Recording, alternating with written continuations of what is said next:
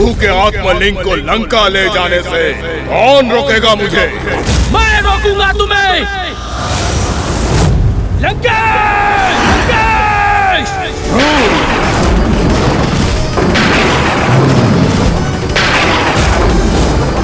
ये कैसी विकट स्थिति उत्पन्न हो गई है। लंकेश और नंदेश्वर जी एक दोनों के सम्मुख परस्पर संघर्ष के लिए तत्पर हो गए हैं।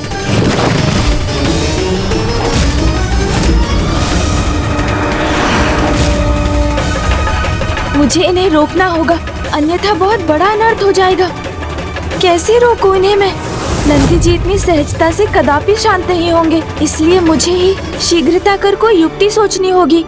मैं प्रभु शिव शंकर शंभू का परम भक्त हूँ। प्रभु की कृपा से अत्यंत बलशाली हूँ मैं, इसलिए आप मुझे विवश करेंगे तो मैं तनिक भी संकोच नहीं करूँगा अपने बल का प्रयोग करने में। नंदी जी, मुझे इस प्रकार की चुनौती देना तुम्हारे अहंकार का परिणाम है रावण, और तुम्हारे इस अहंकार को नष्ट करने में मैं तनिक भी संकोच नहीं करूंगा।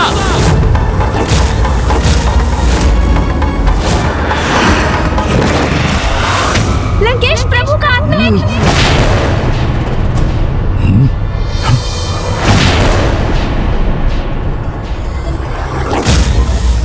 आत्मलिंग? क्या हुआ है आत्मलिंग को? गणेश जी, आपने इतने उच्च स्वर में आत्मलिंग क्यों कहा? नंदी जी, आत्मलिंग आपके समक्ष है, दशानन के हाथों में है। फिर भी आप इन पर आक्रमण करने जा रहे हैं। और लंकेश, आप भी तो अपने विवेक का उपयोग कीजिए। इस प्रकार प्रभु के आत्मलिंग को अपने हाथों में थामकर आप युद्ध करना चाहते हैं, और आप अपने इस अनुचित कृत्य से अपने प्रभु का अपमान स्वीकार करेंगे? नहीं, मैं इस अहंकारी लंकेश को, प्रभु के आत्मलिंग को कदापि नहीं ले जाने दूंगा। मुझे अपने प्रभु के आत्मलिंग को ले जाने से कोई नहीं रोक सकता। वानर, ये क्या कर रहे हैं आप दोनों? इतने उत्तेजित क्यों हो रहे हैं? थोड़ा धैर्य धारण कीजिए। मैं जो कहना चाहता हूँ तनिक उसे सुनने की कृपा कीजिए। मुझे आपकी चिंता ज्ञात है नंदी जी कि पिताश्री के आत्मलिंग को लंका पहुँचाने से लंका में ही शिव धाम स्थापित हो जाएगा, किंतु लंकेश को तो स्वयं प्रभु ने ही अपना आत्मलिंग प्रदान किया है। इसलिए इस प्रकार संघर्ष कर उन्हें छीनकर प्राप्त करना तो महादेव का अपमान होगा ना। शिवनंदन गणेश जी को तो भली भांति ज्ञात है कि यदि प्रभु के आत्मलिंग लंका पहुंच गए तो कितना बड़ा अनर्थ हो जाएगा। और आपको तो ये भली भांति ज्ञात है कि लंकेश ने कितनी घोर तपस्या की है। वरदान स्वरूप उन्होंने प्रभु के आत्मलिंग को उनसे प्राप्त किया है। अब ये आत्मलिंग को लंका ले जाकर स्थापित करें अथवा लंका के मार्ग में ही स्थापित कर दें, ये तो इन्हीं की इच्छा पर निर्भर करता है ना नंदी जी। और अब इनकी इच्छा को पूर्ण करने से इन्हें कोई कैसे रोक सकता है? गौरी पुत्र, आपने सर्वथा उचित कहा। मैं प्रभु के आत्मलिंग को कहाँ स्थित करता हूँ ये मेरी इच्छा पर निर्भर करता है। और लंकेश प्रभु के आत्मलिंग को यहाँ तक लेकर आए तो उसमें इनका दोष नहीं है।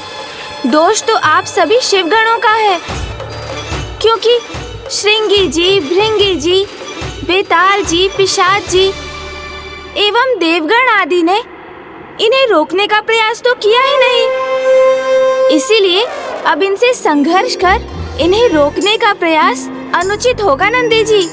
और वैसे भी इनसे युद्ध कर इन्हें कहाँ रोका जा सकता है? और आप सभी यदि इन्हें रोकना ही चाहते हैं तो अपनी बुद्धि का प्रयोग कर किसी युक्ति से इन्हें रोकने का प्रयास करना चाहिए था ना। हाँ, अब जब उस समय सभी शिवगण कोई युक्ति सोच नहीं सके तो इसमें भला लंकेश का कहाँ, शिवगणों का ही दोष है ना। चतुर गणेशा।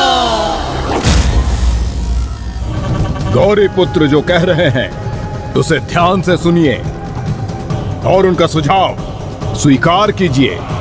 उसी में आपकी भलाई है। और यदि आप सभी लंकेश को रोकना ही चाहते हैं, तो आप सभी एक साथ आकर अपनी बुद्धि से किसी युक्ति का निर्माण कर इन्हें रोक कर दिखाइए। किंतु वैसे मेरे विचार से अब लंकेश को रोकना किसी के लिए भी संभव नहीं। आपकी चतुराई तो अद्भुत है गणेश जी। लंकेश को तनिक आभास भी नहीं हुआ और आपने उनके ही समक्ष उन्हें रोकने का उपाय सुझा दिया। मैं अब यथाशीघ्र यहाँ से लौटूंगा और जैसा आपने कहा वैसा ही करूंगा। अभी भी यहाँ स्थित रहकर क्या विचार कर रहे हैं नंदी जी आप? गौरीपुत्र का सुझाव समझ नहीं आया क्या? लंकेश, आपसे महादेव के आत्मलिंग को छीनकर प्राप्त करने का प्रयास करना तो स्वयं महादेव का अपमान करना होगा ना। इसलिए मैं स्वयं आपके मार्ग से हट रहा हूं। आइए आइए, जाइए आप जाइए।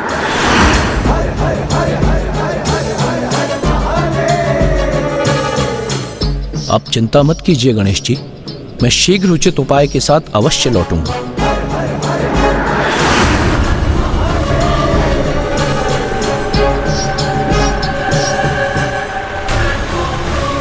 भीरू बनकर कहां छुपे बैठे हैं आप सभी?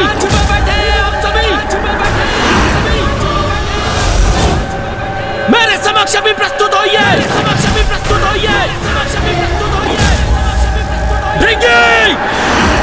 तुमने पुकारा मुझे?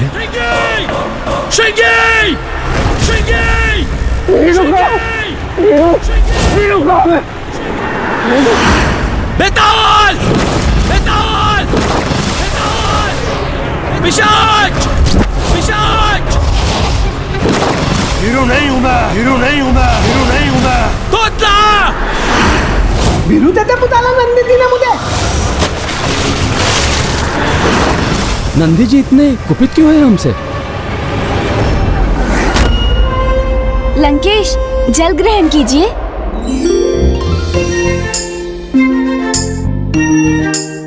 लंकेश, ये ज्ञात होने के उपरांत भी कि नंदी जी स्वयं प्रभु महादेव के अवतार हैं, आप उन्हें ईश्वर के रूप में स्वीकार क्यों नहीं करते? चतुर गणेशा। क्योंकि स्वयं शिव शंकर शंभू और उनके अंश में बहुत भेद है।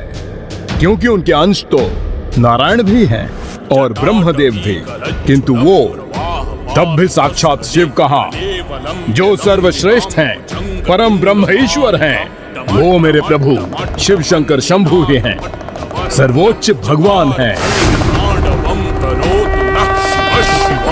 ये कैसी विडंबना है कि एक महान प्रभु भक्त भी अपनी अज्ञानतावश अपने ही ईश्वर को सर्वोच्च मानने की भूल कर बैठते हैं।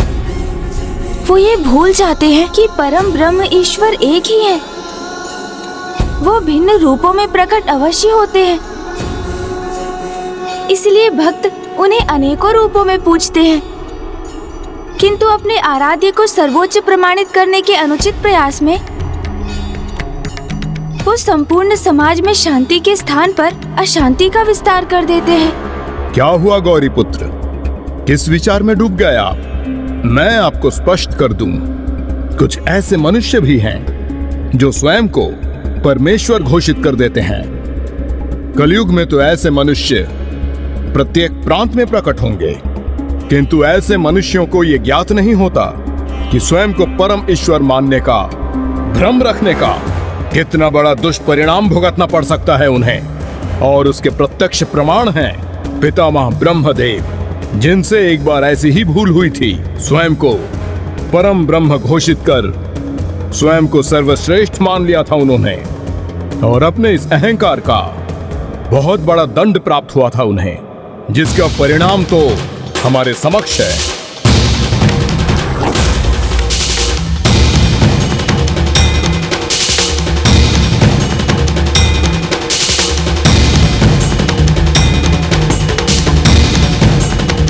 ये पर्वत ब्रह्मदेव के शीश के समान क्यों प्रतीत हो रहा है लंकेश?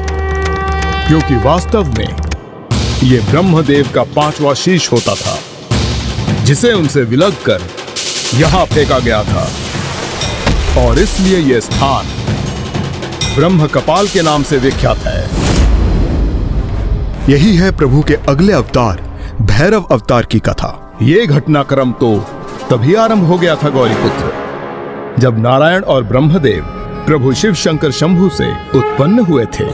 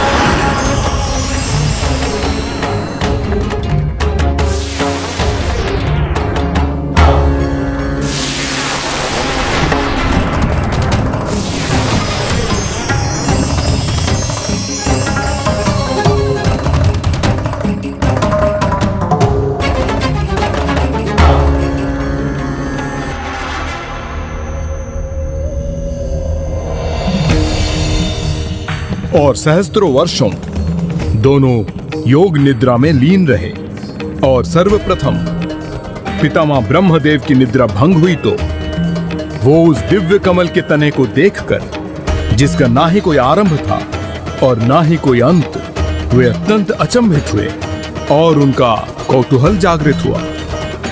एकमात्र मैं ही हूं यहाँ, मेरे अतिरिक्त और किसी का भी अस्तित्व नहीं है।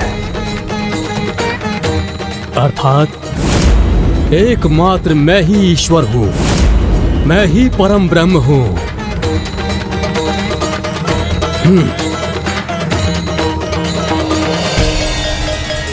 ये कमल पुष्प का तना कहां जा रहा है? कहां है इसका आरंभ और कहां है इसका अंत?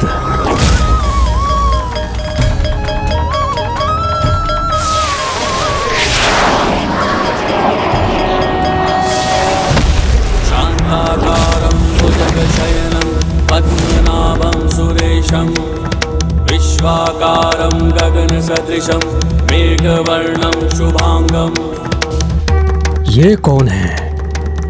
शेषनाग की शैया पर योग निद्रा में लीन दिव्य पुरुष कौन है आप? योगिरध्यानगम्यं वन्दे विष्णुं भवभयहरं सर्वलोकैकनाथं। जिस कमल से मैं उत्पन्न हुआ उसकी ऊर्जा को क्यों सोख रहे हैं आप?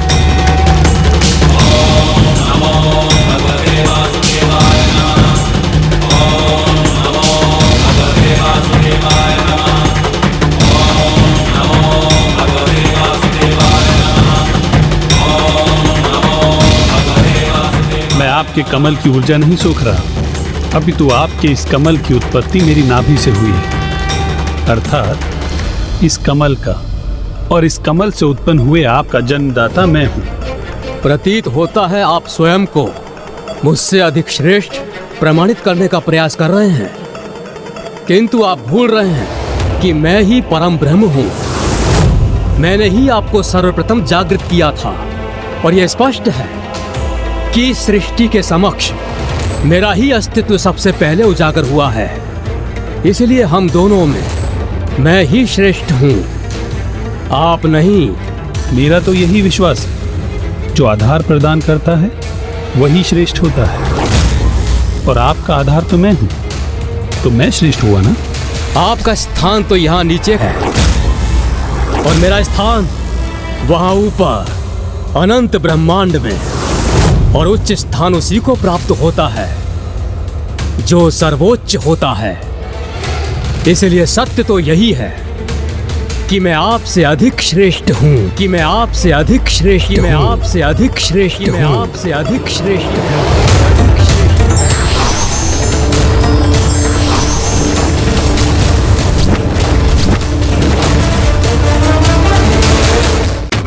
जब नारायण और ब्रह्मदेव इस वाक युद्ध में उलझे हुए थे कि उनमें से सर्वोच्च कौन है और सर्वश्रेष्ठ कौन है, तो अचानक से वो ऊर्जा जो समस्त ब्रह्मांड में सर्वोच्च है, उनके समक्ष एक अद्भुत प्रकाश लिंग के रूप में प्रकट हुई।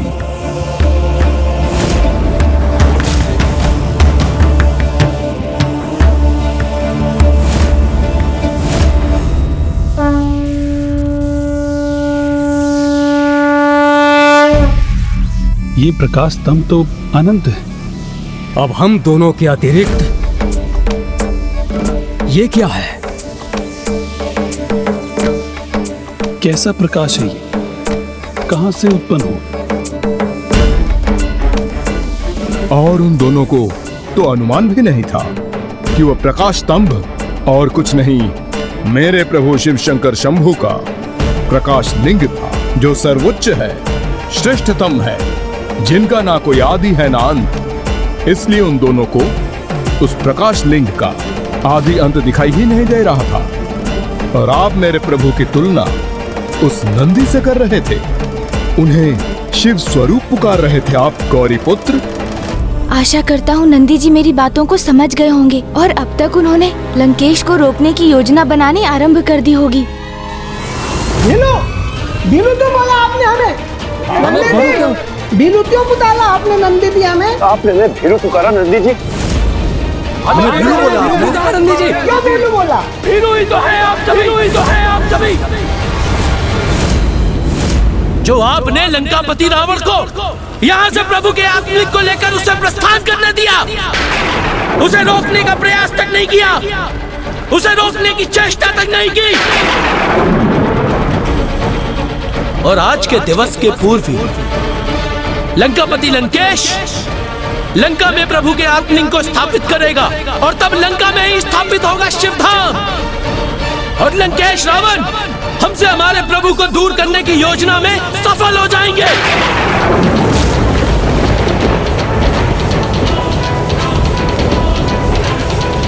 तब हुआ ये गौरी पुत्र कि नारायण और ब्रह्मदेव प्रभु के प्रकाश लिंग को देखकर स्तब्ध रह गए।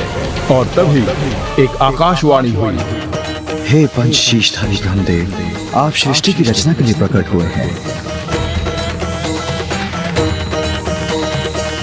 और हे नारायण, आप उस सृष्टि की रक्षा और पालन के लिए, किंतु आप दोनों कैसे अनुचित विवाद में उलझ गए हैं। बस यदि आप दोनों ये ज्ञात ही करना चाहते हैं कि आप दोनों में अधिक श्रेष्ठ कौन है, तो आप इस दिव्य प्रकाश स्तंभ की विपरीत छोर की ओर आगे बढ़िए।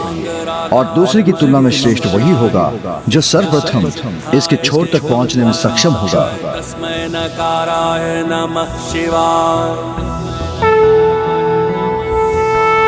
मंदाकिनी सलिल चंदन चर्चिताय नंदीश्वर प्रमथनाथ महेश्वराय। मंदार पुष्प बहु पुष्प सुपूजिताय तस्मै मकाराय नमः शिवाय।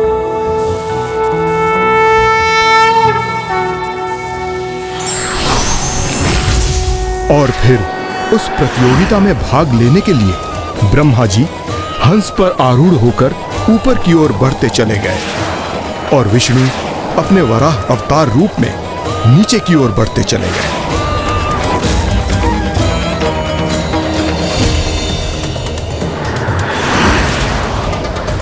इस प्रकाश स्तंभ का ऊपरी छोर अभी तक मुझे दिखाई नहीं दे रहा है।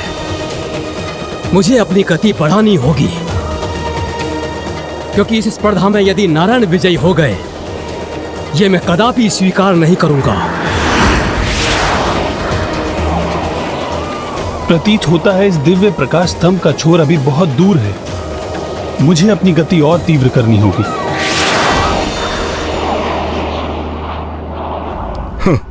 नारायण ने क्या रूप धारण किया है, एक वराह का। लंकेश, आप जिन वराह रूप का उपहास कर रहे हैं ना, मामा जी श्री हरि नारायण ने उसी रूप को धारण कर एक बार पृथ्वी की रक्षा की थी।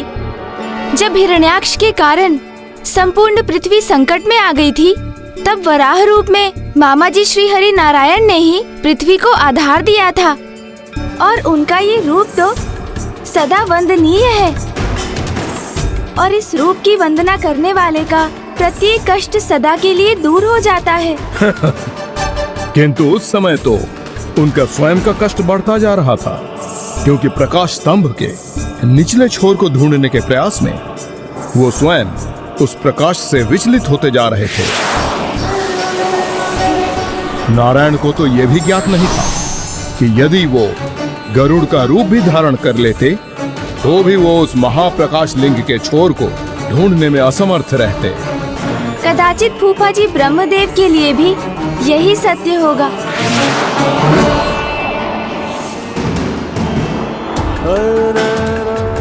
वाहन के रूप में हंस का चुनाव करने के कारण वो नारायण की तुलना में अधिक दूर जाने में सक्षम हुए थे।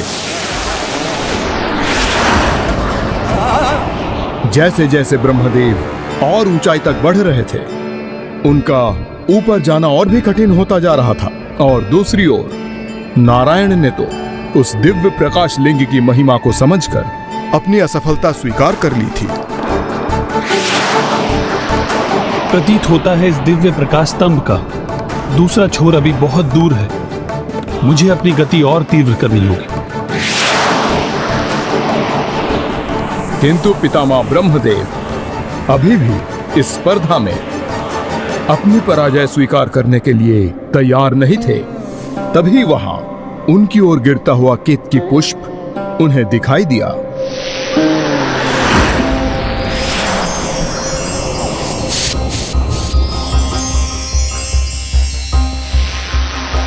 प्रतीत होता है कि इस प्रकाश स्तंभ का कोई अंतिम छोर नहीं है, किंतु यदि ये पुष्प भी साक्ष्य प्रस्तुत करे कि मैं ऊंचाई वाले छोर तक पहुंच चुका हूं, तो इस स्पर्धा में मेरी विजय प्रमाणित होगी।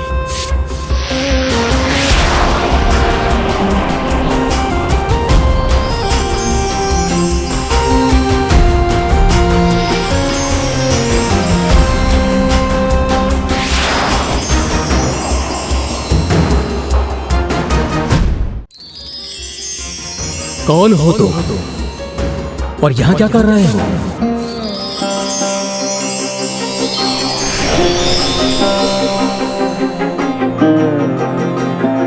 मैं केतकी पुष्प हूँ। जैसे ही मेरी उत्पत्ति हुई, इस प्रकाश स्तंभ से आकर्षित होकर मैं यहाँ उपस्थित हुई, क्योंकि मुझे आभास हुआ अपने रचयिता से मेरी भेंट यही होगी। मैं ब्रह्मदेव हूँ और मैं ही भविष्य में संपूर्ण सृष्टि की रचना करूंगा। यदि तुम उस सृष्टि का भाग बनना चाहती हो और ये चाहती हो कि संसार में तुम्हें सर्वश्रेष्ठ पुष्प माना जाए, तो तुम्हें मेरी सहायता करनी होगी।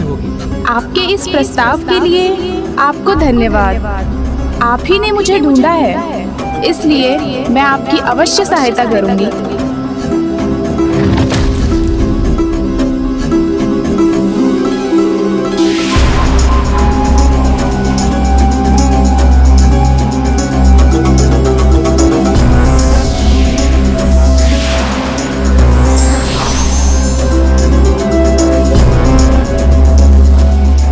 क्या आप दोनों में से कोई इस महालिंग की छोर तक पहुंच सके?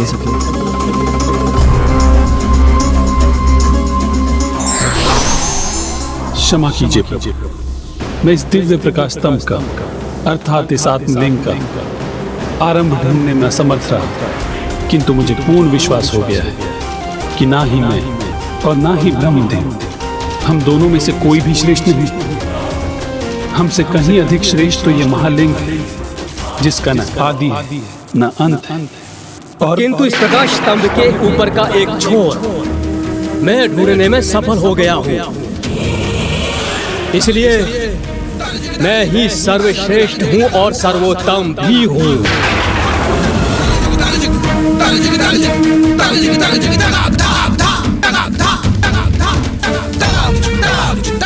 और इसका प्रमाण भी है मेरे पास। ये केतकी का पुष्प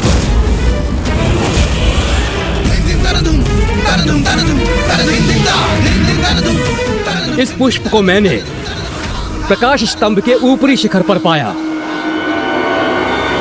यदि आपको मेरे कथन में किसी भी प्रकार का संदेह है तो आप इस पुष्प से पूछ सकते हैं। क्या ब्रह्मदेव सत्य कह रहे हैं केतकी पुष्प?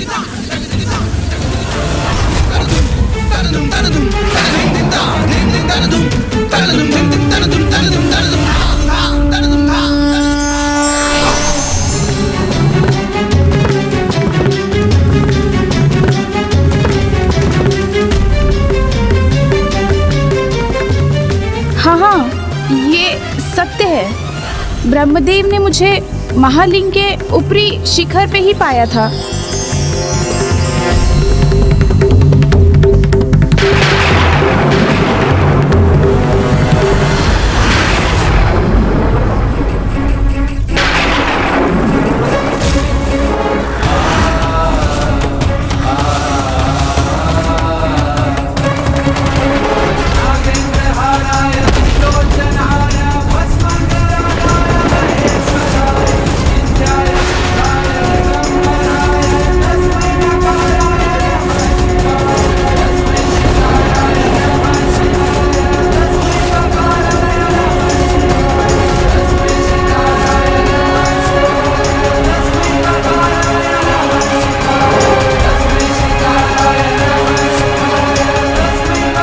मुझे आपसे अपेक्षा नहीं थी, आपने वंचना की है।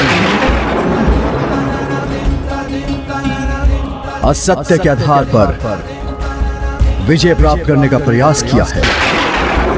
इसलिए मैं शिव आपको शाप देता हूं कि आपके ही द्वारा रचित सृष्टि में आपकी ही पूजा नहीं होगी।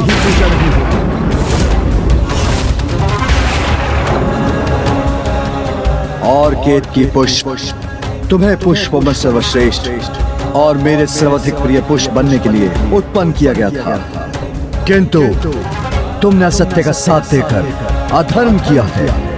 इसलिए मैं तुम्हें भी श्राप देता हूं कि तुम्हें किसी पूजा में कोई मान्यता प्राप्त नहीं होगी। तुम्हें मंदिरों एवं पूजा स्थल से सदैव बाहर रखा जाएगा और मात्र वहां की सच्चा के लिए ही तुम्हारा उपयोग होगा। नहीं प्रभु, क्षमा। मेरा जन्म इस सृष्टि के सृजन के लिए हुआ है, अर्थात मैं ही परम ब्रह्म हूँ। आप होते कौन है मुझे? होते कौन है श्राप देने वाले? श्राप देने वाले।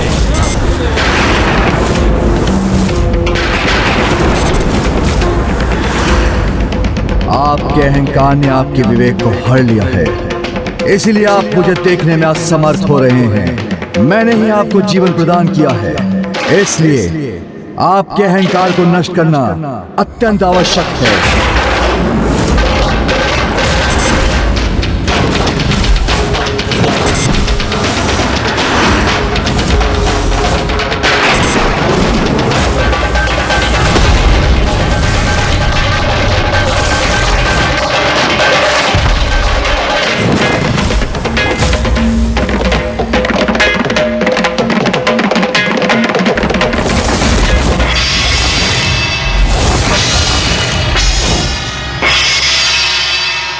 परम ब्रह्म नहीं है आप, किंतु आपके अंदर का अहंकार आपको परम ब्रह्म होने का भ्रम उत्पन्न कर रहा है। ऐसे अहंकार से परिपूर्ण एवं असत्य वचन बोलने वाले आपके पंचम शीश को दंड भुगतना ही होगा।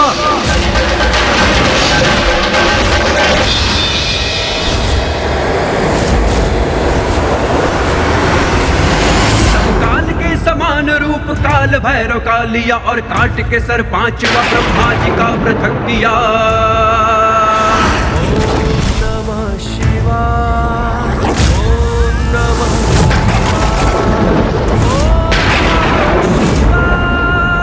ओम नमः शिवाय, ओम नमः शिवाय, ओम नमः शिवाय।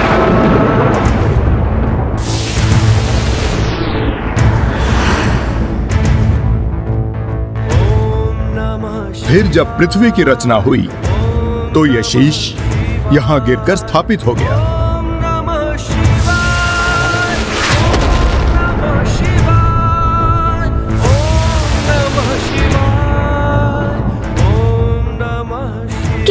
लंकेश, जहाँ तक मैं समझ सका हूँ, महादेव की महानता मात्र इतनी ही नहीं थी कि उन्होंने भैरव अवतार लेकर ब्रह्मदेव को उनके अहंकार से मुक्त किया, अपितु उनकी महानता तो इसमें भी थी ना कि ये ज्ञात होते हुए भी कि उन्होंने ऐसा किया कि ब्रह्मदेव का शीश उनके शरीर से विलग करने के लिए उन पर ब्रह्म हत्या का दोष लगेगा। आप उचित कहते हैं गौरीपुत्र। ये भी महादेव का ही त्याग था कि उन्होंने ब्रह्म हत्या का दोष अपने ऊपर ले लिया था, और इस दोष हेतु प्रभु काल भैरव को एक बहुत बड़ा मूल्य चुकाना पड़ा। क्या हुआ था लंकेश, और कैसे उन्हें इसका भारी मूल्य चुकाना पड़ा?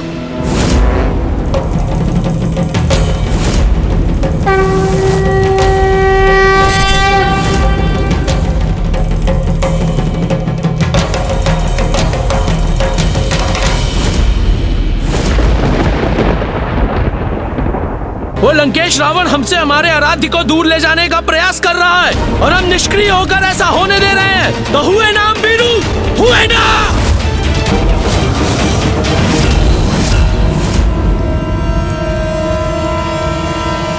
किंतु नंदी जी, जब स्वयं महादेव ने वरदान देकर लंकेश्वर को आत्मलिंग प्रदान किया है, तो हम इसमें हस्तक्षेप कर भी कैसे सकते हैं?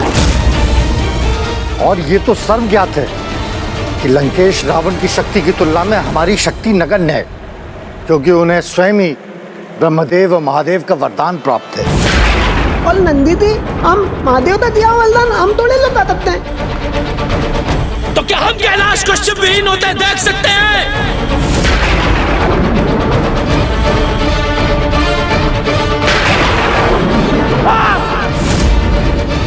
आप सभी को यह स्वीकार होगा, किंतु मैं ये कदापि नहीं देख सकता।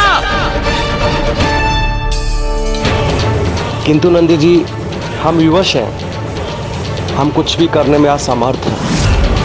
क्योंकि रावण से संघर्ष करना ये स्वयं के लिए एक महान संकट को आमंत्रण देने के समान है। क्षमा कीजिएगा नंदी जी।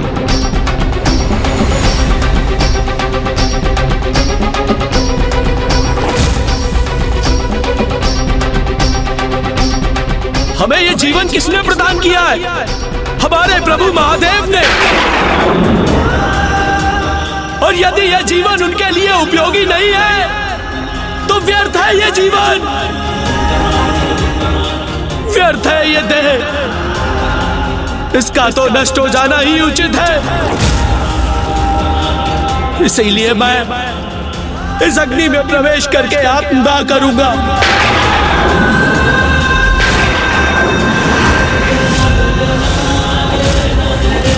और आप सभी इसी प्रकार अपने नेत्र झुकाए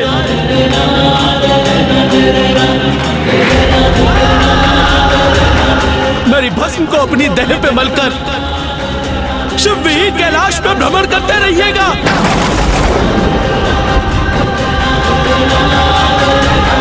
कदाचित अब तक नंदी जी ने समस्त शिवगणों की सहायता से प्रभु की आत्मलिंग को यहीं स्थापित करने का कोई ना कोई उपाय अवश्य ढूंढ लिया होगा। क्या बात है गौरीपुत्र, मेरे द्वारा नंदी जी का नाम लेते ही आप गहन विचार में डूब जाते हैं। कहीं आप दोनों ने कोई योजना तो नहीं रची है? योजना? कैसी योजना लंकेश? हमारे मध्य जो संवाद हुआ उसके तो साक्षी आप भी थे ना, इसलिए आपके संदेह का कोई कारण नहीं। फिर उचित है। अब सुनिए आगे की कथा। प्रभु महादेव का आदेश पाकर काल भैरव जी ने सर्वथा उचित कार्य ही किया। उन्होंने ब्रह्मा जी का एक शीश उनके धड़ से विलग नहीं किया, अपितु उनके अहंकार को ही उनसे विलग कर दिया था। मुझे अपने अहंकार से मुक्त कराने के लिए आपको कोटि कोटि प्रणाम प्रभु काल भैरव। कल्याण हो।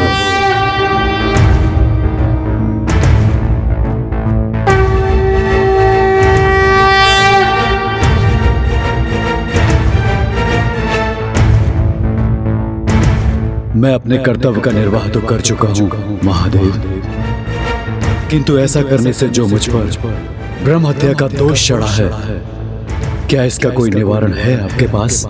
कभी कभी अच्छे कार्यों के भी बुरे परिणाम होते हैं, और जो ये ज्ञात होते हुए भी ऐसा करते हैं वही ईश्वर की उपाधि प्राप्त करते हैं। इसलिए आज से भैरव के रूप में आपकी पूजा होगी और आप भयंकर बाहरी शत्रु से ही अपने भक्तों की रक्षा नहीं करेंगे, अपितु भीतरी शत्रु जैसे काम, क्रोध, लोभ, मोह और अहंकार, इन सब से भी उनकी रक्षा करेंगे, क्योंकि आंतरिक विकार तो बाहरी शत्रु से भी अधिक भयंकर होता है, जो मनुष्य को स्वयं का ही अपना शत्रु बना देता है। आप काशी एवं भविष्य में स्थापित होने वाले समस्त शक्तिपीठों के द्वारपाल एवं संरक्षक भी होंगे, किंतु आपको इस दोष का भार भी सदा वहन करना होगा। इसलिए आप सदा कंकाल कपाल में ही अपना आहार प्राप्त करेंगे और मदिरा आदि का सेवन करते हुए आपको एक अघोरी के समान अपना जीवन व्यतीत करना होगा।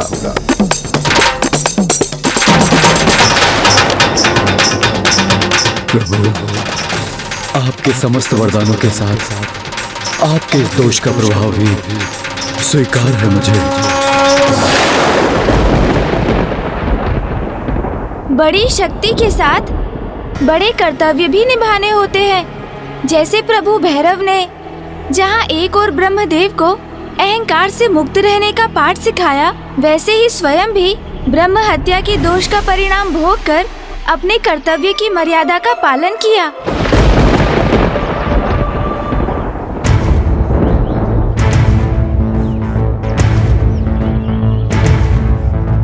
माया के वश में जब घमंड ब्रह्मा जी पे छाया था, स्वयं को श्रेष्ठ मान क्रोध शिव जी को दिलाया था। तब काल के समान रूप काल भैरव का लिया और काश के सर पांचवा ब्रह्मा जी का पृथक किया। ओम नमः शिवाय, ओम नमः शिवाय।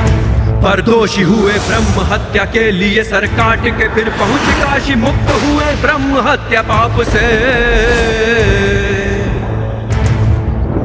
भक्तों के लिए बन गए काशी के कोतवाल भी, मिलती है शक्तियां अपार कर्तव्यों के साथ ही। शिवाय, ओम नमः शिवाय, ओम नमः शिवाय, ओम नमः शिवाय, नमः शिवाय, ओम नमः शिवाय।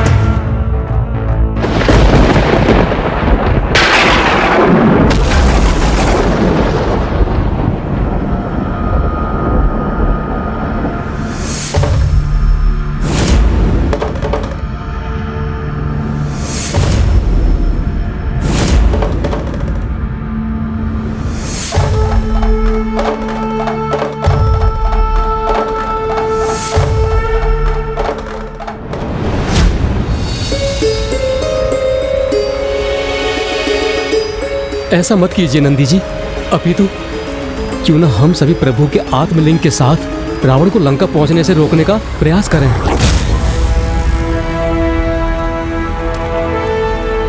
नंदी जी, मैं भी आपसे तात हूँ और उत्ते दो भी आने वाली होता हम चलेंगे।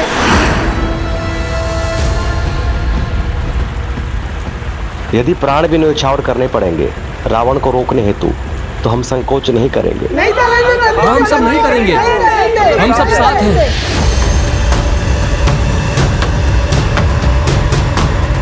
तब तो हमें तनिक भी विलंब किए बिना एक ऐसी योजना का निर्माण करना चाहिए जिससे लंकेश के लंका पहुंचने से पूर्व ही प्रभु का आत्मलिंग स्थापित हो जाए और महादेव सदैव कैलाश में रहें।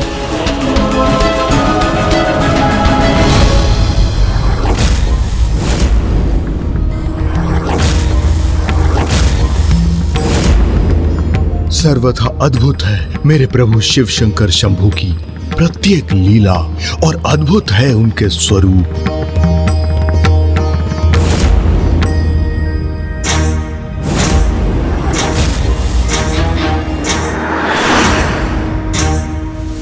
प्रतीत होता है कि प्रभु काल भैरव दशानन का आशय समझ गए हैं। इसलिए कहीं क्रोध के आवेश में आकर ये रावण का सर्वनाश ही ना कर दे। हम प्रण लेते हैं कि हम प्रभु के आत्मलिंग के साथ लंकेश को लंका पहुंचने से रोकने के यथासंभव प्रयास करेंगे।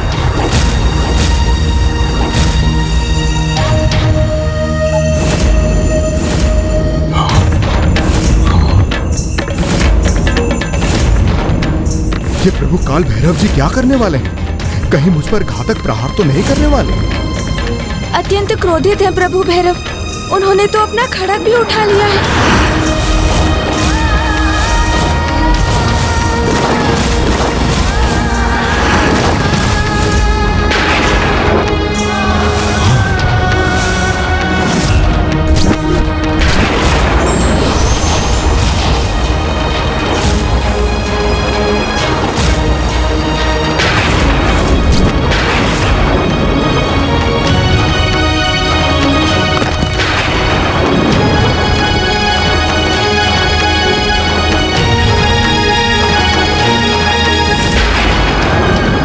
मुझे ही शीघ्र कोई उपाय कर प्रभु भैरव के क्रोध को शांत करना होगा।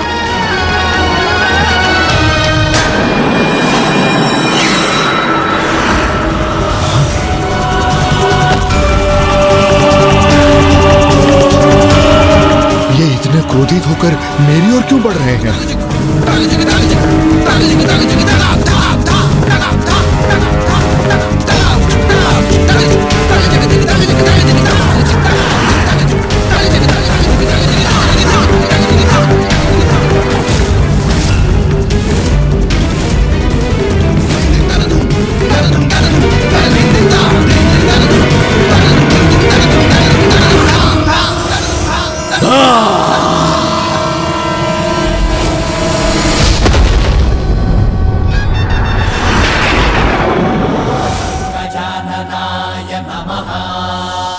अब मेरे प्रभाव से समस्त संसार की गति धीमी हो जाएगी और इस अवधि में मैं प्रभु भैरव का क्रोध शांत करूंगा।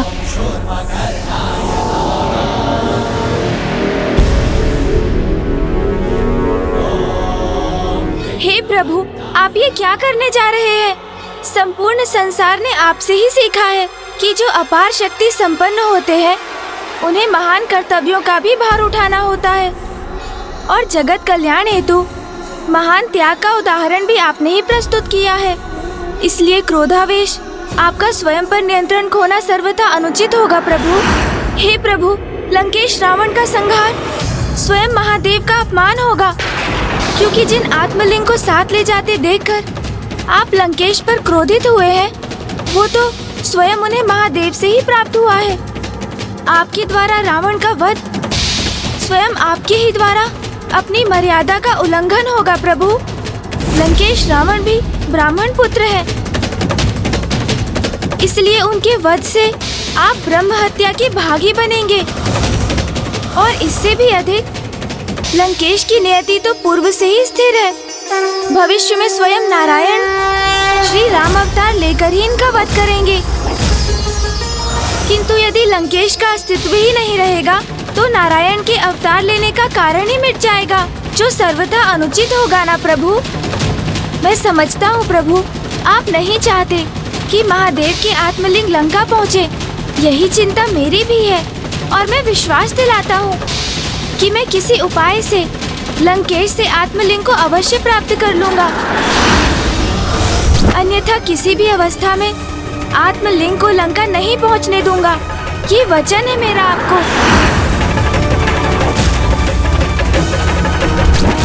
क्या आपको गौरी पुत्र शिवनंदन गणेश के वचन पर तनिक भी विश्वास नहीं प्रभु?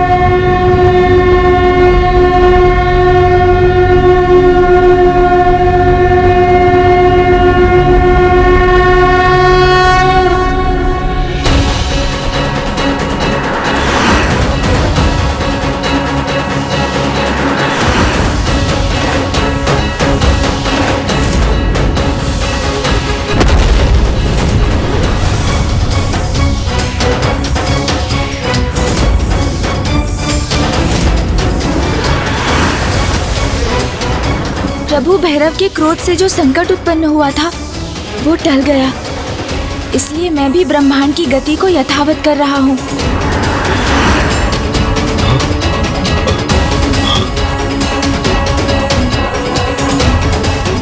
प्रभु भैरव, अब वो कहाँ है गौरीपुत्र?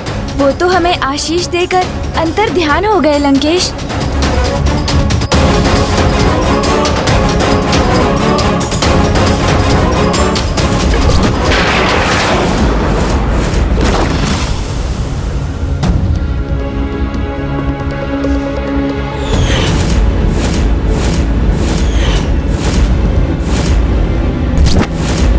तो जो मुझे स्मरण हो रहे हैं, क्या वो वास्तव में हुआ था गौरीपुत्र? मुझे बताइए गौरीपुत्र, उनके अंतर्ध्यान होने के पूर्व क्या हुआ था यहाँ पर? मेरी ग्रीवा पर ये रक्त क्यों है? क्या प्रभु भैरव ने?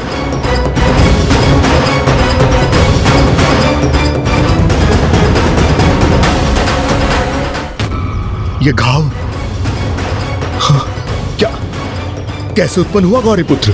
दशानन लंकेश, पराक्रमी महायोद्धा रावण को ऐसे तुच्छ घाव कब से प्रभावित करने लगे?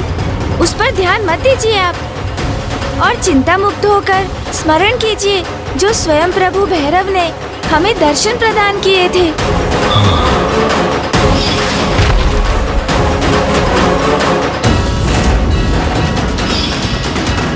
लीजिए लंकेश, जल ग्रहण कीजिए और अपने हृदय को शांत कीजिए।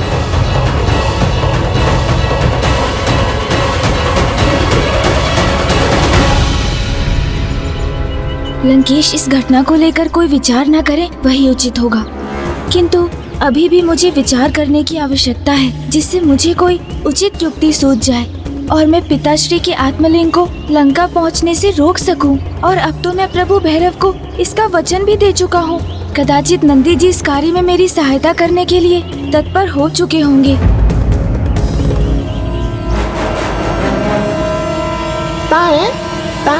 अरे तो क्या?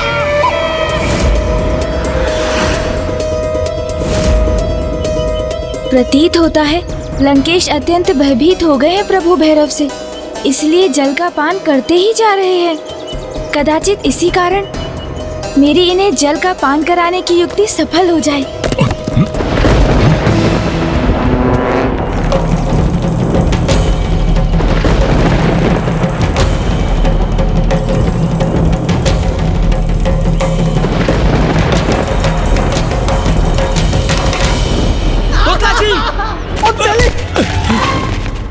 क्या कर रहे हैं आप लोग?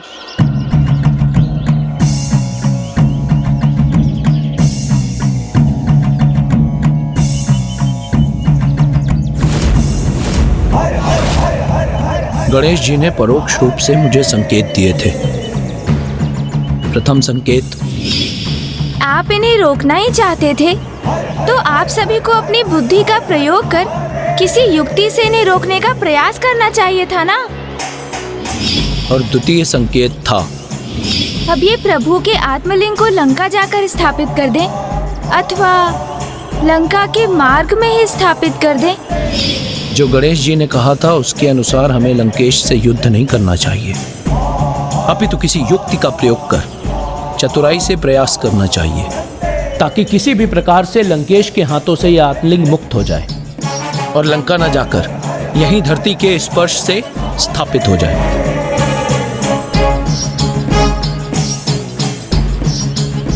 हम तभी आपके नीलकंठ की तत्वता नहीं दी। जाइए, आप सभी अपने अपने स्थान ग्रहण कीजिए। जाइए।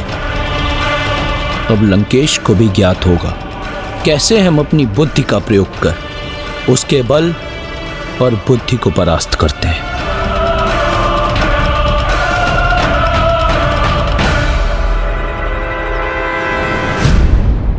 क्या हुआ लंकेश? कोई अन्य भी अवश्य है यहाँ पे।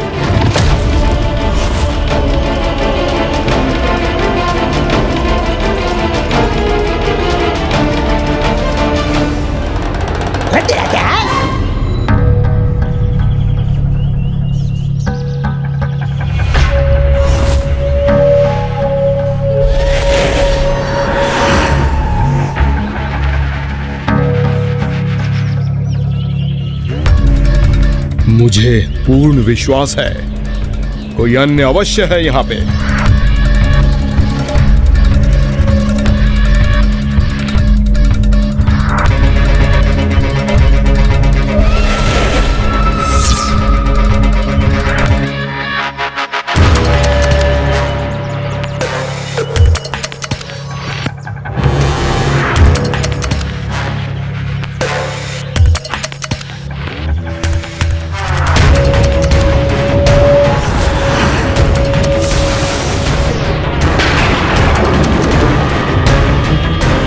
कुछ दिखाई तो नहीं देता, किंतु मुझे आभास अवश्य हो रहा है कुछ तो है जो मेरे नेत्रों से छिपा है यहाँ।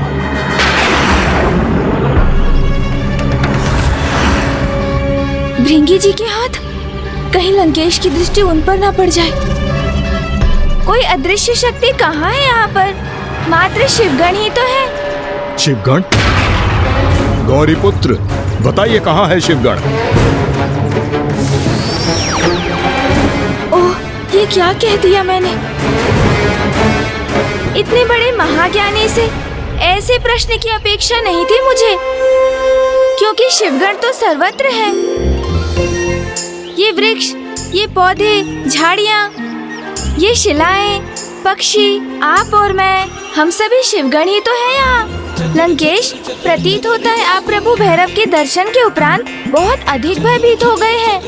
नहीं, ऐसा कुछ नहीं है गौरी पुत्र।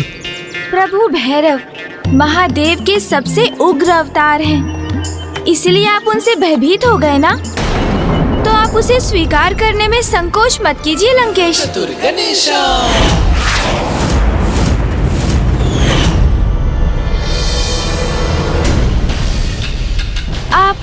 आप किस विचार में डूब गए लंकेश? प्रभु शिव शंकर शंभू के एक और उग्र अवतार का स्मरण हो आया था गौरी पुत्र। अच्छा, तो कौन है वो और क्या कथा थी उनकी? वीरभद्र जी हैं वो। वीरभद्र जी से तो मैं भी परिचित हूँ लंकेश। उनके अवतार से तो सभी परिचित हैं गौरी पुत्र, किंतु उन्होंने इस अवतार में संसार को एक अत्यंत ही महत्वपूर्ण सीख भी दी थी, परंतु बहुत ही कम मनुष्यों को ज्ञात हो गए इसके विषय में गौरी नंदन। अच्छा, वो क्या सीख थी लंकेश? कृपया बताइए।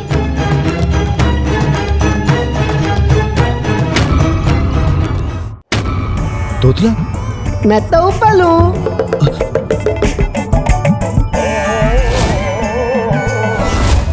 इस शिला के भीतर से ही मैं अब लुढ़कता हुआ जाऊंगा और एक तीव्र वेग के साथ लंकेश को टकराकर उसे भूमि पर गिरा दूंगा।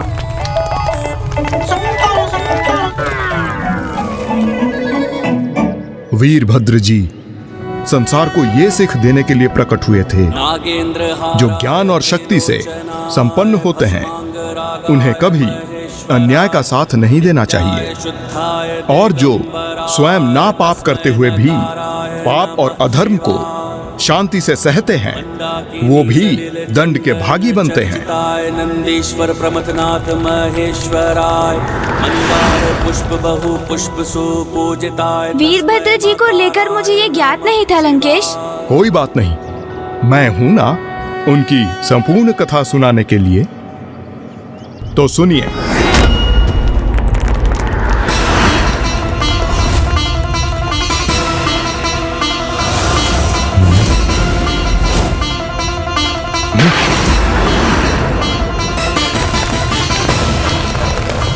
लंकेश, आप मुझे कथा सुनाइए ना।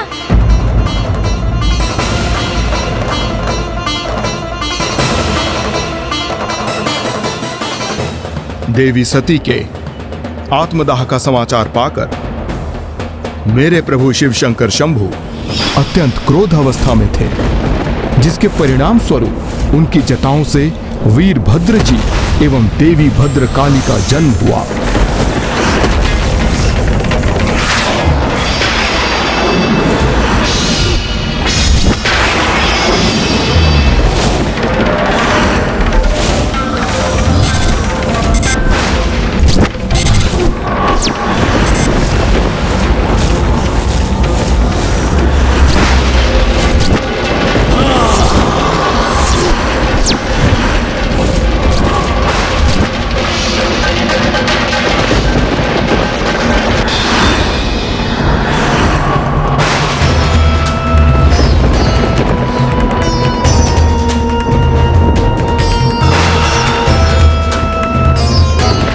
भद्रकाली।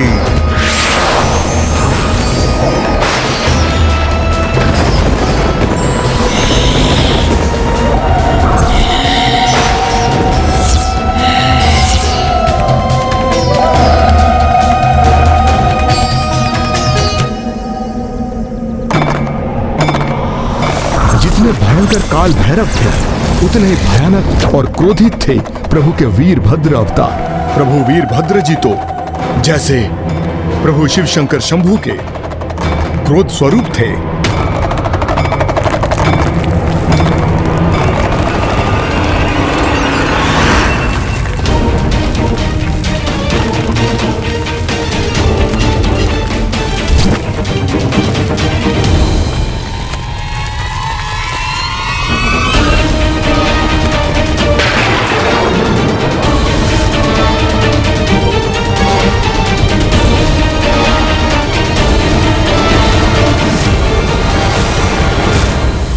ये शिला यहां क्यों है?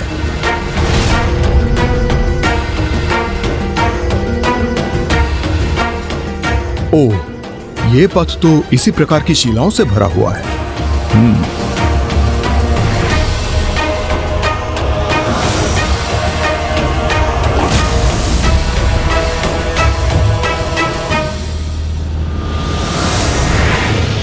बेताल जी यहाँ पहुँच तो गए हैं, किंतु योजना क्या है उनकी?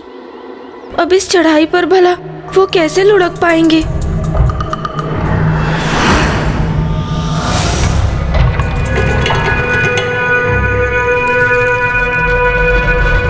बस अब प्रथम अवसर पाते ही मैं इस शिला के सहारे रेंगते हुए लंकेश के पीछे पहुंचूंगा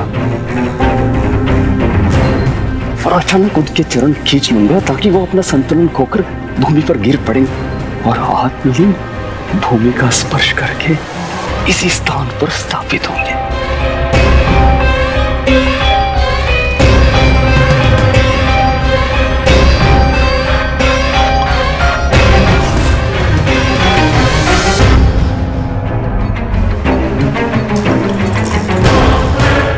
भले ही कठिनाइयों के भय से आप कितने भी मार्ग बदल ले लंकेश, किंतु चुनौतियां तो प्रत्येक मार्ग में आपको मिलनी ही है।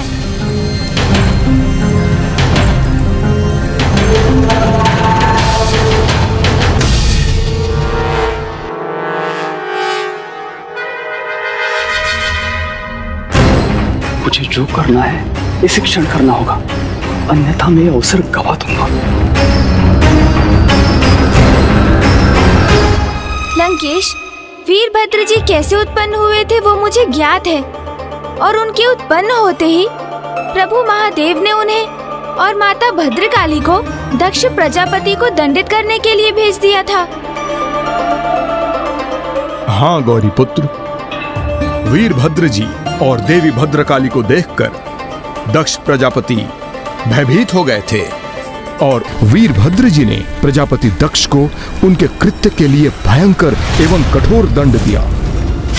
उसके उपरांत उन्हें भी दंडित होना था, जो शांत रहकर उस अन्याय के साक्षी बने, किंतु उसे रोकने के लिए कुछ नहीं किया। और वहां पर सर्वप्रथम वीरभद्र जी की दृष्टि चंद्रदेव पर पड़ गई और उस समय उनकी क्रोध अवस्था में वीरभद्र जी की दृष्टि का प्रभाव तो शनि देव की दृष्टि से भी अधिक घातक होता है।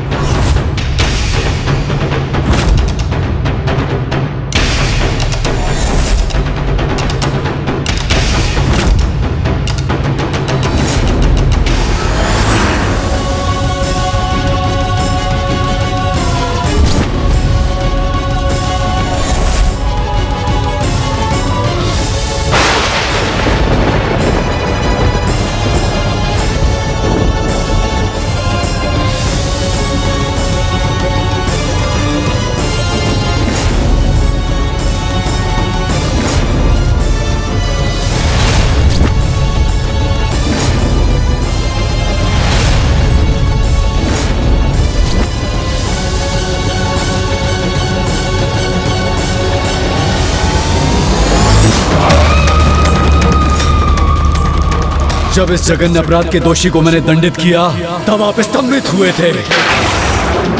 जब ये पाप घटित हो रहा था तब शांत बैठे थे आप। दक्ष प्रजापति को रोकने का एक प्रयास तक नहीं किया आपने।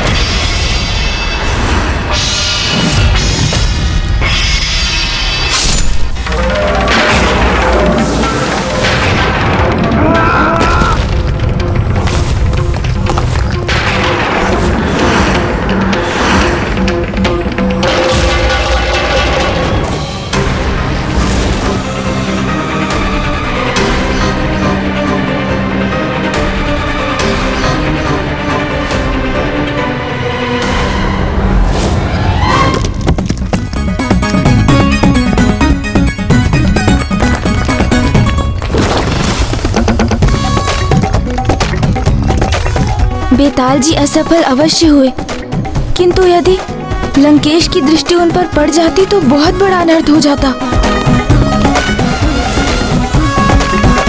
ये क्या था? लंकेश, ये तो मात्र एक शिला थी। पर्वतीय स्थान पर तो शिलाएं गिरती रहती हैं।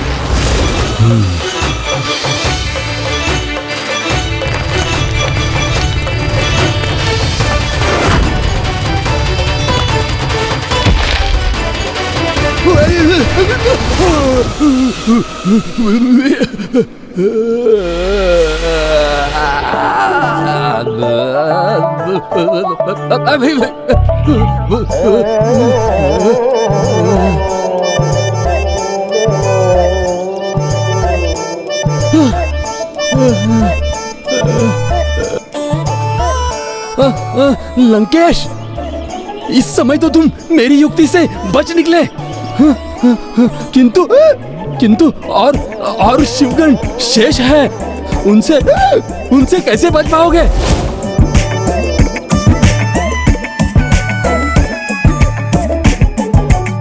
आला है।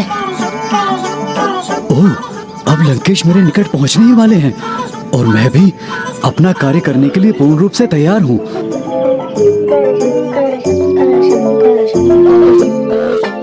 मैं इन लताओं से लंकेश के चरणों को इस प्रकार उलझा दूंगा कि लंकेश संभाल ही नहीं पाएंगे और अवश्य गिरेंगे। पोलपिल, मैं भी तो हूँ यहाँ पर। मैं अपने हाथों से आत्मलिंग तो नीचे लाकर भूमि पर स्थापित करने के लिए लंकेश तो विवत तल दूंगा। इस छोटी सी टहनी से आत्मलिंग को स्थापित कर सकते हैं। लंकेश जैसे महाबलशाली पर इसका कोई प्रभाव पड़ेगा? और आप तीन दुर्बल लताओं का तो बहुत प्रभाव होता रावण पे, है ना? रावण पर मेरी लताओं का अवश्य प्रभाव पड़ेगा, क्योंकि मैंने इस पे तपोशक्ति का संचार किया है, इसलिए कदापि ये खंडित नहीं होंगी। अब आले लंते, मैं उन पर अपनी टहनी का वाल तलूंगा।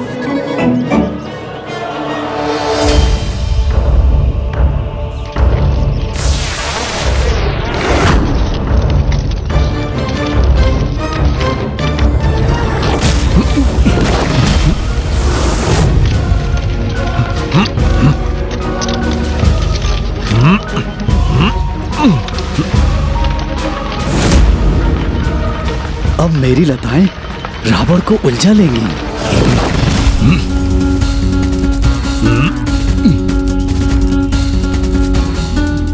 ये तुच्छ लताएं मेरे मार्ग की बाधा बन रही हैं।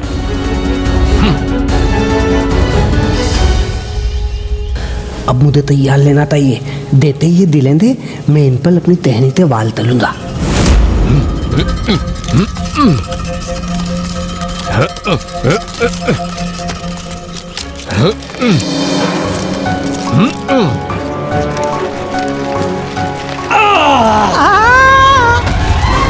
अरे तोतला जी, सावधान व सतर्क रहिए ना। लंकेश द्वारा लताओं के खिंचाव के कारण ही आप गिर पड़े।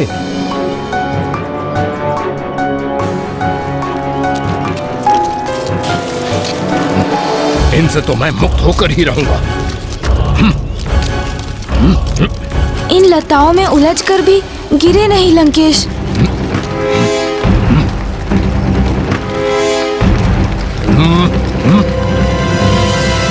बहुत पीड़ा हो रही है मुझे। ताकत लगाइए, ताकत लगाइए, लंकी जी ताकत लगाइए, तोलिए ना मत। लगा तो रहा हूं बल, किंतु कोई कार्य नहीं कर रहा।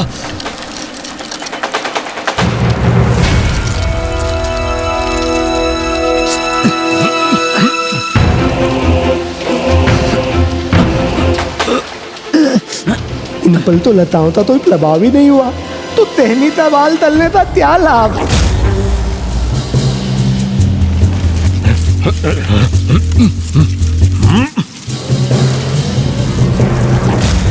ये सभी मिलकर एक उचित योजना का भी निर्माण नहीं कर सकते। कैसी लताएं हैं ये जो मुझे उलझाकर रोकने का प्रयास कर रही हैं?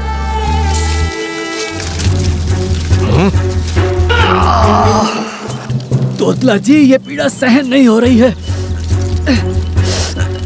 तोतला जी, सहायता कीजिए।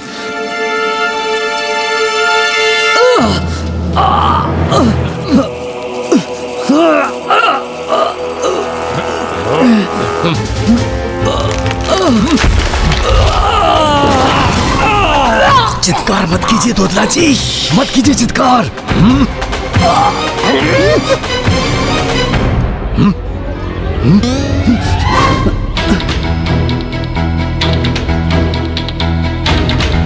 ये क्या हुआ?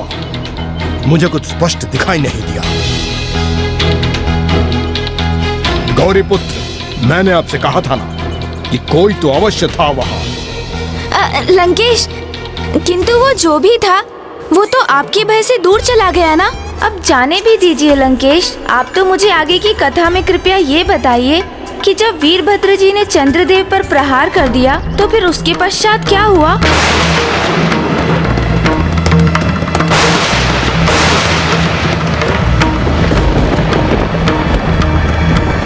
वीरभद्र जी के प्रहार से सृष्टि में संकट छा गया था, क्योंकि चंद्रदेव लुप्त जो हो गए थे।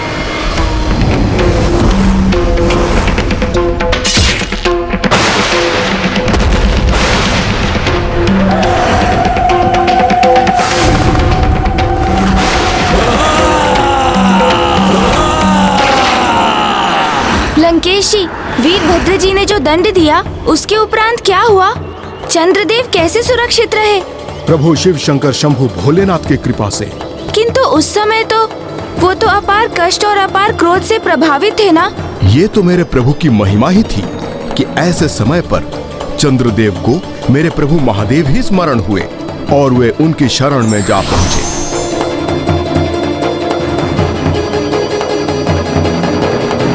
मुझ पर भी पुनः एक बार कृपा कीजिए महादेव।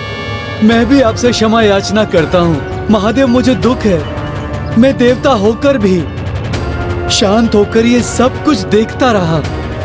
मैंने इस दुखद घटना को रोकने का तनिक भी प्रयास न किया महादेव, किंतु मुझे मेरी भूल स्वीकार है।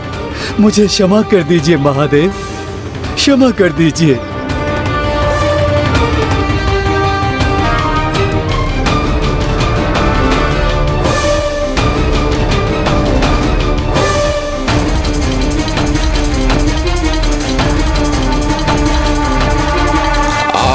लंकेश, तुम्हारी ही प्रतीक्षा में हूँ मैं। जैसे ही तुम मेरी सींगों के मध्य से जाने का प्रयास करोगे तो वैसे ही मैं अपने सींगों के मध्य से उठाकर तुम्हें गिरा दूंगा और फिर मेरे प्रयास के सफल होने से आत्मलिंग यहीं स्थापित हो जाएगा।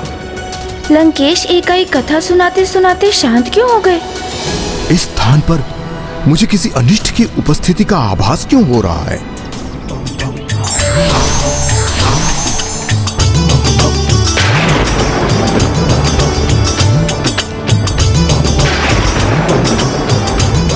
ये कैसे अशुभ संकेत मेरा पीछा कर रहे हैं?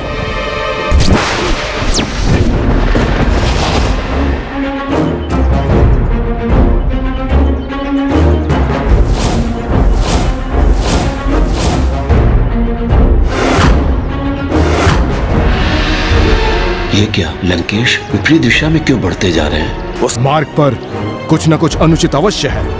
अब हम दूसरे मार्ग से जाएंगे गौरी पुत्र। अर्थात लंकेश को तो पूर्व में ही संदेह हो गया, फिर तो ये योजना भी असफल होगी। पथ में परिवर्तन करेंगे तो बहुत विलम्ब हो जाएगा लंकेश। मुझे यह मार्ग उचित नहीं प्रतीत हो रहा है गौरी पुत्र, क्योंकि मैंने पूर्व में ऐसा कोई द्वार मार्ग में नहीं देखा था। हम उस मार्ग से नहीं, अन्य मार्ग से आगे बढ़ेंगे गौरी पुत्र। लंकेश, अन्य मार्ग तो बहुत अधिक भयंकर वन से होकर जाता है। मेरा सुझाव मानिए, हमें इसी पथ पर स्थित रहना चाहिए।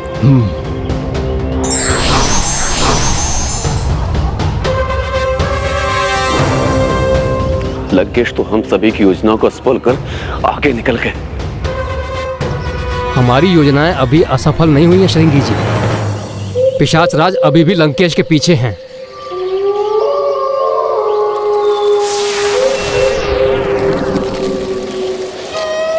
राक्षस राज रावण यदि चतुर हैं तो पिशाच राज अधिक चतुर हैं, और यदि वो उनसे बचकर आगे निकल भी गए तो उन्हें आगे वन में मैं स्वयं रोकूंगा।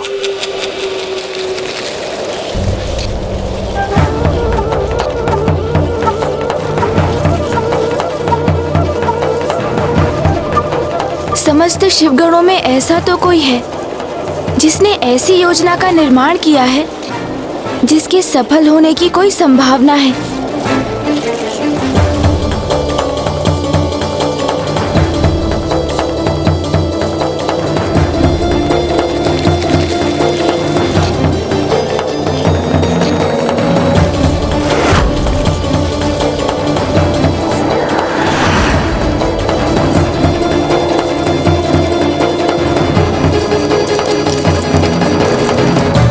पितातला त्या तल न डाले नंदीदी। वो अपने प्रभाव से आतलिंग को लंकेश के हाथों से धीरे धीरे फिसलाकर नीचे की ओर ला रहे हैं, और जैसे ही आतलिंग पूर्ण रूप से फिसलकर उनके हाथों से मुक्त होंगे और इससे पहले कि लंकेश कुछ समझ सके, पिशाच राज उसे थामकर वहीं भूमि पर स्थित कर देंगे और आतलिंग वहीं स्थापित हो जाएगा।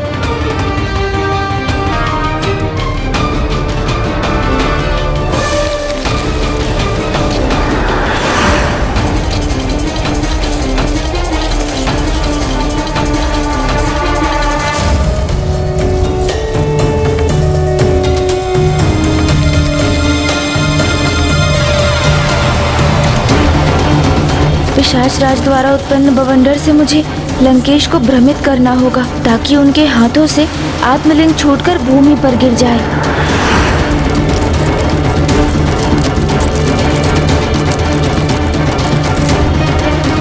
तो लंकेश, आप बता रहे थे कि चंद्रदेव महादेव के समक्ष जाकर खड़े हो गए, किंतु फिर उसके पश्चात क्या हुआ?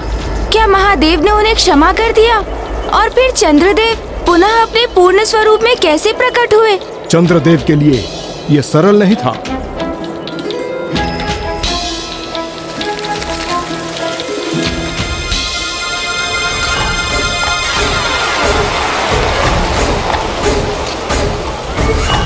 एक बार और धकेलूंगा तो आत्मलिंग लंकेश के हाथों से गिर जाएंगे। पिशाचराज अब पुनः लंकेश के निकट पहुंच रहे हैं। वो सफल हो जाए तो मैं भी निश्चिंत हो जाऊंगा। मुझे बताइए ना लंकेश, चंद्रदेव के साथ क्या हुआ?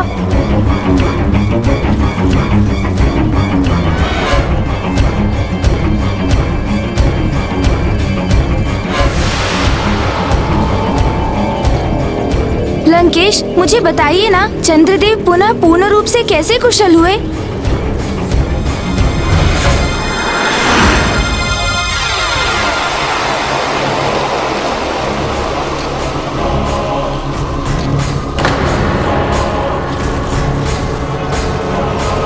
ओह नहीं, लंकेश तो रुक ही गए।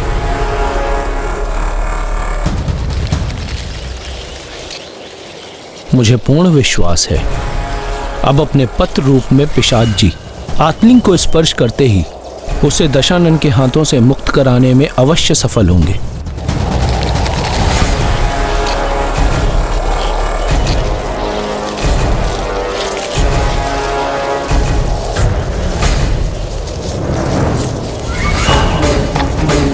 कदाचित कोई अन्य भी है यहाँ जो मेरी दृष्टि से छिपा हुआ है।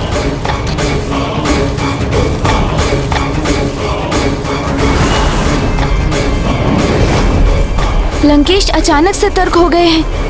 कहीं उन्हें पिशाच राज की उपस्थिति का आभास तो नहीं हो गया?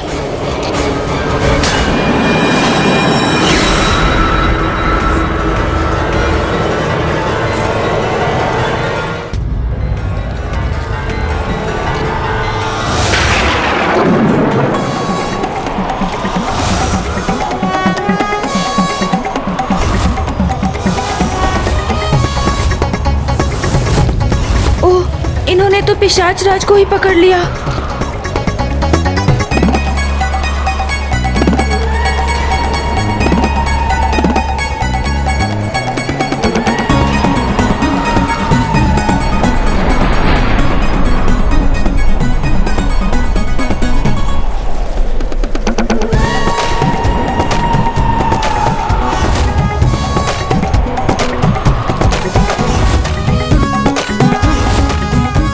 नंदीदी पितात लाता आप त्या होदा।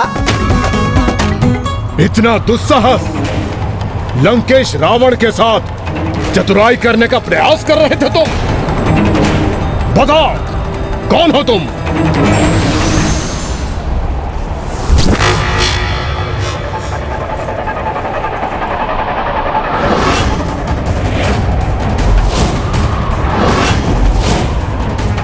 राक्षस राज रावण हूं मैं। तुमने ये कल्पना भी कैसे कर ली पिशाच कि तुम मुझे छलने में सफल हो सकोगे?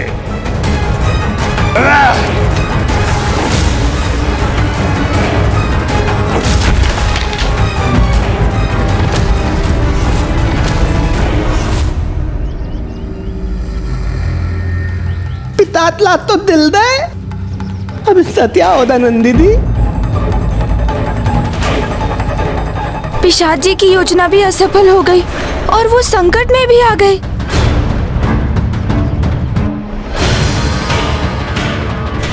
हिंसा नहीं लंकेश, आत्मलिंग आपके हाथ में है, इसलिए अभी कोई हिंसा नहीं कर सकते आप। रुकिए लंकेश, हिंसा मत कीजिए, जाने दीजिए उसे। इस पिशाच को मैं अवश्य दंडित करूंगा।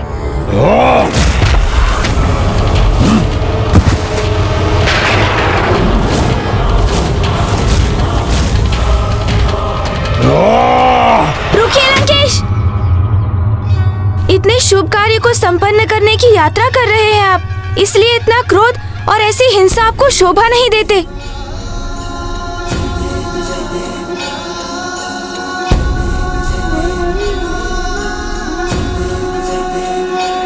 दूर हटो यहां से।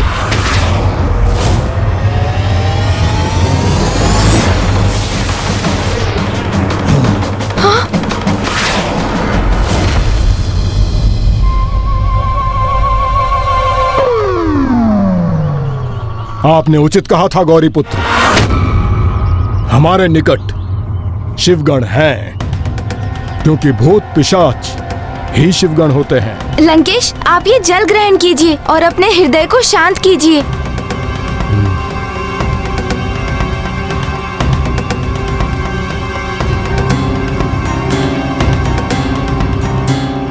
ज्ञात नहीं और कौन मेरे कार्य में विघ्न डालने हेतु मेरा पीछा कर रहा है। अवश्य ये मेरे प्रभु के आत्मलिंग को मुझसे छीनना चाहते हैं, किंतु मैं ऐसा कदापि नहीं होने दूंगा।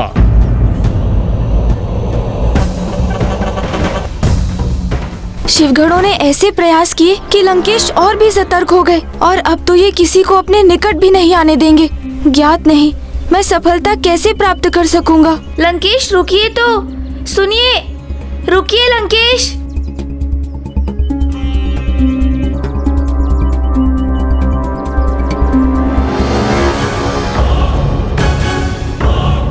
ये लंकेश अकस्मात कहाँ चले गए? हाँ, शिवगण हैं हम, पराजय स्वीकार नहीं करेंगे और यदि आवश्यकता पड़ी तो अपनी सम्मिलित शक्ति का प्रयोग कर आत्मलिंग को प्राप्त करने का पूर्ण प्रयास करेंगे। अवश्य करें नंदी जी, हम आपके साथ हैं नंदेश्वर। देती आपकी आज्ञा होती हमें ताई तले नंदी दी। हाँ, हम सब आपके साथ हैं। चलिए मेरे पीछे, चलकर देखते हैं कि दशानन कहाँ तक पहुँचे। हाँ, तलिए तलिए तलिए तलिए तलिए।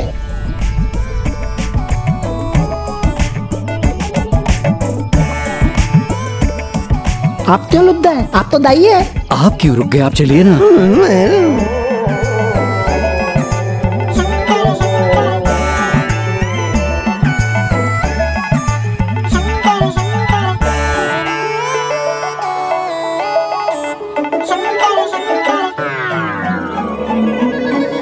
क्या हुआ है आप सभी को? आप सभी इतने भयभीत क्यों हैं? चिंता मत कीजिए, मैं हूं ना आपके साथ। हाँ, नंदी जी है ना मालदार। चलिए चलिए चलिए चलिए।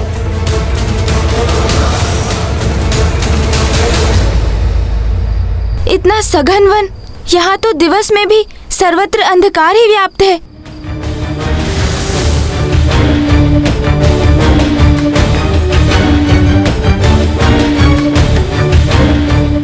बड़ा विचित्र वन है, जहाँ किसी के प्रवेश करने पर सब कुछ प्रकाशित हो जाता है, किंतु लंकेश कहाँ है?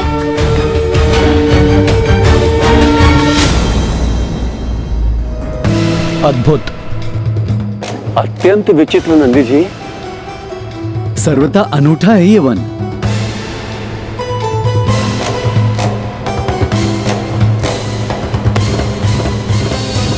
नंदी जी कितना लम लगे। सत्य है, भलाई विचित्र वन है ये तो।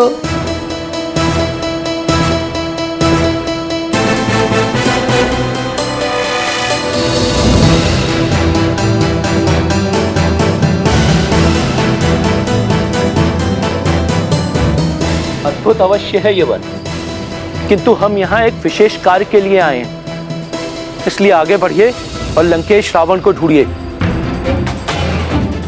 चलिए। लंकेश कहाँ है आप? कहाँ है आप लंकेश? कहाँ दृश्य हो गए लंकेश? मैंने तो प्रभु भैरव को वचन दिया था कि मैं लंकेश को प्रभु के आत्मलिंग के साथ कदापि लंका नहीं पहुँचने दूंगा। इसलिए यदि लंकेश को ढूंढने में असमर्थ रहा तो अपना वचन कैसे पूर्ण करूँगा? मैं कैसे करूँगा? ये कैसी आहट है?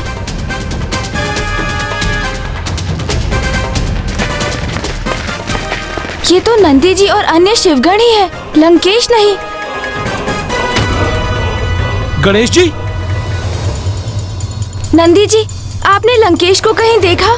नहीं प्रभु, मैंने भी नहीं देखा है। हाँ, नंदी जी, शीघ्र आप सभी उस दिशा में जाइए। आप कहाँ चले गए लंकेश?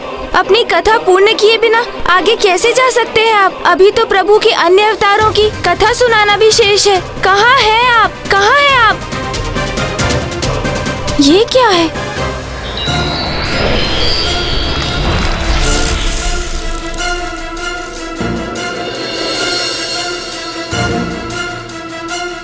बहुत विचित्र वृक्ष है ये।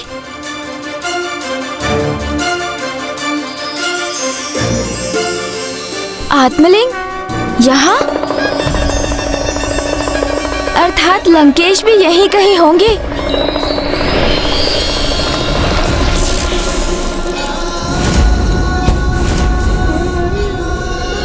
अच्छा, तो आप यहाँ हैं लंकेश? तो आप यहाँ हैं लंकेश? यहाँ है लंकेश? ये कैसी ध्वनि थी?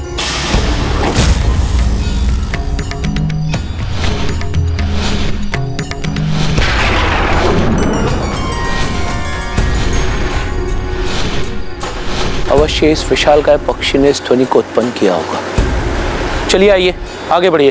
चलिए चलिए।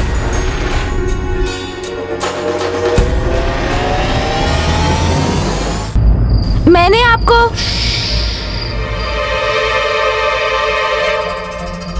आपको तो ज्ञात हो गया ना गौरी पुत्र कि मैं यहाँ हूँ।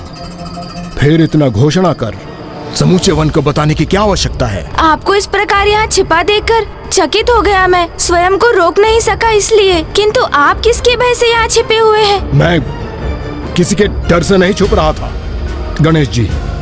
वो तो सूर्य के किरणों से इस छिपे वन में प्रवेश कर तनिक विश्राम करने का मन किया, तो मैं यहाँ स्थित हो गया जहाँ कोई मेरे विश्राम में बाधा ना डाल सके। मैं विश्राम कर लेता हूँ गणेश जी। उचित है, फिर यहीं विश्राम करते करते मुझे आगे की कथा सुना दीजिए कि क्या चंद्रदेव प्रभु कृपा प्राप्त कर सके? बताता हूं गौरीपुत्र। तब आकाश में चंद्रमा का आकार घटता जा रहा था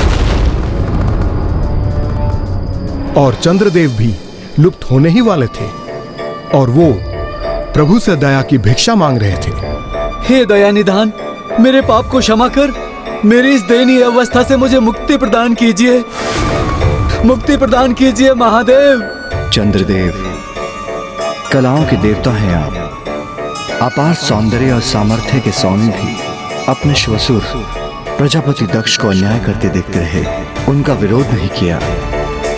आपने इतना विचार भी नहीं किया कि शांत रहकर अन्याय को स्वीकार करना उस अन्याय में भागीदार बनने के समान है जिसके लिए आप दंड के अधिकारी तो अवश्य हैं, किंतु अब आपने अपनी भूल स्वीकार कर मुझसे क्षमा याचना की है, इसलिए मैं आपको क्षमा करता हूं। किंतु आपको अपने प्रायश्चित स्वरूप अमावस्या की तिथि पूर्ण होने के पूर्व दिव्य एवं श्रेष्ठतम अश्वत्थ अर्थात पीपल वृक्ष के समीप दीपक प्रज्वलित कर उनकी 108 प्रदक्षिणा कर उनसे आशीष प्राप्त करना होगा, तभी आपको पुनः अपना पूर्ण स्वरूप प्राप्त हो सकेगा। धन्यवाद महादेव, धन्यवाद, धन्यवाद। क्या चंद्रदेव अपनी उस अवस्था में भी, जब वो निरंतर लुप्त होते जा रहे थे, पीपल वृक्ष की 108 प्रदक्षिणा पूर्ण कर सके? क्या समय रहते वो पीपल वृक्ष का आशीष प्राप्त करने में सफल हुए लंकेश? धैर्य रखिए गौरीपुत्र, धैर्य रखिए। आपके इन सभी प्रश्नों के उत्तर आपको अवश्य प्राप्त होंगे। तो शीघ्र मेरी जिज्ञासा शांत कीजिए ना लंकेश। तो सुनिए गौरीपुत्र, ये सत्य है कि चंद्रदेव के पास अधिक समय शेष नहीं था, क्योंकि उनके द्वारा पीपल वृक्ष की प्रदक्षिणा आरंभ करने के समय अमावस्या की तिथि समाप्त होने में मात्र कुछ ही अवधि शेष थी।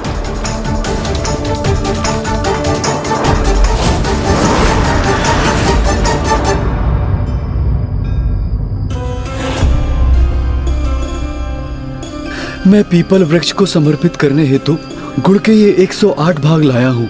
प्रत्येक प्रदक्षिणा पूर्ण कर मैं एक भाग इनको समर्पित करूंगा।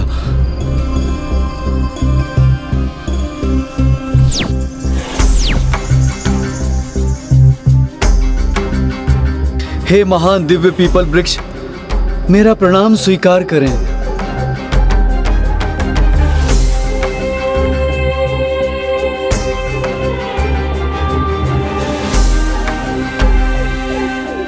ओम नमः शिवाय, ओम नमः शिवाय, ओम नमः शिवाय, ओम नमः शिवाय, ओम नमः शिवाय, ओम नमः शिवाय, ओम नमः शिवाय, ओम नमः शिवाय, ओम नमः शिवाय, ओम नमः शिवाय, ओम नमः शिवाय, ओम नमः शिवाय, ओम नमः शिवाय। अब चंद्रदेव के पास एक प्रहर से कुछ समय शेष था और अभी उन्हें अनेक परिक्रमा पूर्ण करनी थी। ओम नमः शिवाय, ओम नमः शिवाय, ओम नमः शिवाय, ओम नमः शिवाय, ओम नमः शिवाय, ओम नमः शिवाय, ओम नमः शिवाय,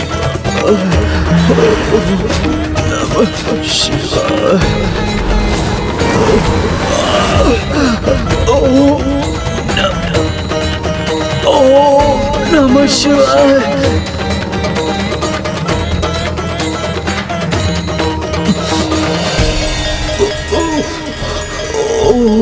नमः शिवाय। अपने घटते स्वरूप एवं क्षीण पड़ते बल से किसी प्रकार चंद्रदेव ने 107 बार परिक्रमा पूर्ण कर दी और मात्र अब एक अंतिम परिक्रमा शेष थी, किंतु वो तो अब पूर्ण रूप से लुप्त हो चुके थे। उनके एक हाथ का मात्र एक छोटा सा भाग ही दिखाई दे रहा था, अर्थात उस परिक्रमा को संपन्न कर पीपल वृक्ष का आशीष पाने के लिए उनके पास बहुत ही कम समय शेष था। और दुर्भाग्यवश जब उन्होंने अपनी अंतिम परिक्रमा आरंभ की तो अब तो मैं गुड़ के इस छोटे से बाग को उठाने में भी सक्षम नहीं रहा। फिर इसे पीपल वृक्ष को कैसे समर्पित करूं? ओम नमः शिवाय, ओम नमः शिवाय, ओम नमः शिवाय, ओम नमः शिवाय, ओम नमः शिवाय, ओम नमः शिवाय, ओम नमः शिवाय, ओम नमः शिवाय। चंद्रदेव की अंतिम परीक्षा अपूर्ण रह गई।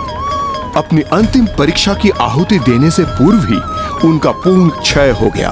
बस अब कुछ क्षण और, प्रातः होते ही चंद्रदेव का संपूर्ण अस्तित्व ही लुप्त हो जाना था।